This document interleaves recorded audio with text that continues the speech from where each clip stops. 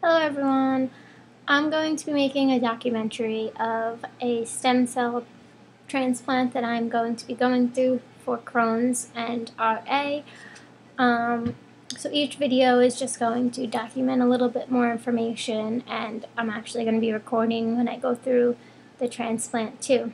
For anyone in the future who decides to get this done, they have some firsthand, I guess, evidence or whatever to look at, or to see what you're going to experience, rather.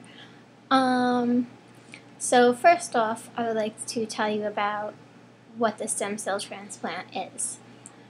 So, the stem cell transplant is when they take your own immune system and they wipe it out with chemo, and then after 5 days or so, they give you back a boost of stem cells. Now, for some of the other autoimmune diseases, they use your own stem cells, but for Crohn's and RA and a few other autoimmune diseases, they use donor ones. And you can either get them from an umbilical cord or a sibling. You don't take it from anyone else. So they give them back to you, and they make sure that your immune system consists mostly of yours and the donors. So it's like 50% or less of the donors, and then the rest is your own. This way it lessens the chance of getting host versus graft disease or graft versus host disease, which I'll explain later on. So after 2 or 3 weeks of getting the stem cells back, you essentially have the immune system of a baby, and you're believed to be in remission or disease free. So you're allowed to go home after that, and you have the limitations of what a child would have. Like, you can't be around sick people, and there's a few other little things that I just don't know about yet, but I know that you're going to be on an antibiotic, an antifungal, and I think an antivirus for about 6 months to a year once the procedure is over. After that, you're completely off all medications, so essentially you'll be a normal person again. So part of the things that you're going to experience when you go through this is you have to be in an isolated room, because you're going to be in a hospital for at least 3 weeks or more, maybe 4, depending upon how long it takes your body to graft the stem cells. So, let's see. So when you're in the hospital, you're going to be in an isolated room because you're going to have no immune system. They wipe it out to basically 0.01 or 0.0001, so it's barely traceable. After that, after a few days, I've heard that is when you start losing your hair. Now, you can get caps. I know you can get scarves, and they have some other little things you could put on your head. And you can also get this thing, which I'm going to probably try. It's called a cold cap. And what it is it's like almost a little helmet, or a hat rather, and you put it on your head, and there's little pockets in it, and you put ice cubes, or they have dry ice too, some of them. And what you do is you leave it on your head during chemo. I'm not sure if it has to be left on for the few weeks after it, or if it has to be left on all day. I think it does have to be left on all day, and obviously when the cold packs get warm, you have to change them.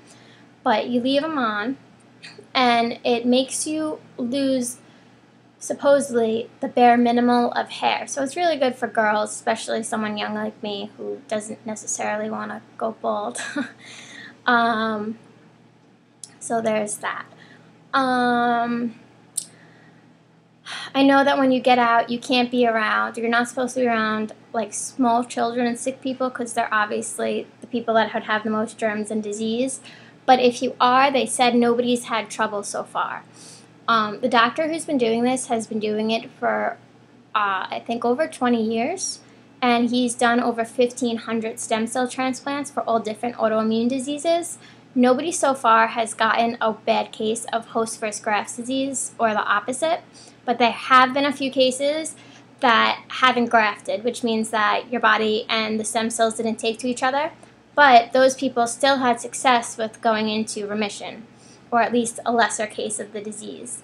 Now, with host first grafts or grafts first host diseases, it's when your body either rejects the stem cells or the stem cells reject your body. It's more common in cancer patients who do stem cell transplants because this doctor only does autoimmune ones, and they're a lot different in regimen than the cancer ones. So you're less likely to actually get it because with cancer, they want your whole immune system to be the donor stem cells rather than your own, and that's what causes this. And basically what it is there's a few stages. There's a small, like minimal, like a stage 1, which you call it, and it could be like a little skin rash, and you could treat it with steroids. And a few of their patients have gotten that, but they're not sure if it's actually from the host first grafts or grafts first host disease, or if it's from the chemo medication that you receive. But they treated them with steroids and then went away. Then it gets more serious where it can attack, I guess, like your liver and your organs, and it can also make you go blind or go deaf, and you could have disformities. And those ones appear, I heard, a little later in life, and they can be really serious where you end up passing away. But because of the way they design the regimen, that's not really, I guess it's something you want to consider, but it's not something that is most likely going to happen to you, considering what's been going on, and nobody's had it so far. And the way he designed it is to not get that.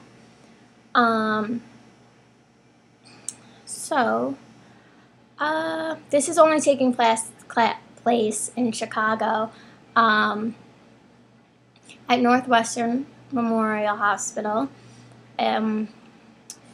There's really no other doctors in the United States that's doing it. He's also doing this in other countries across the world and giving speeches and stuff. I think he does it in Brazil too, he was telling us. His name is Dr. Burt. Let's see, what else? I think that's really it for now. So I'm going to make another video if I have any more information. I hope this was helpful.